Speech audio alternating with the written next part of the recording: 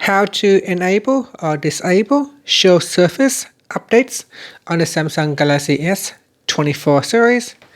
First, tap on the home button to return back to the home screen.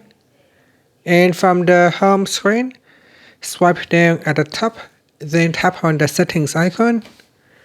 Next, from the settings page, scroll down to the bottom and then tap on developer options. After that, we scroll down, and in here, in the drawing section, tap on show surface updates.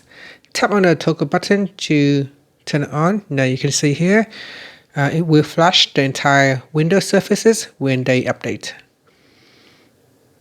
So when there's an update, it will refresh the screen with a color. And after that, tap on the home button to go back to the home screen. Thank you for watching this video. Please like and subscribe to my channel for more videos.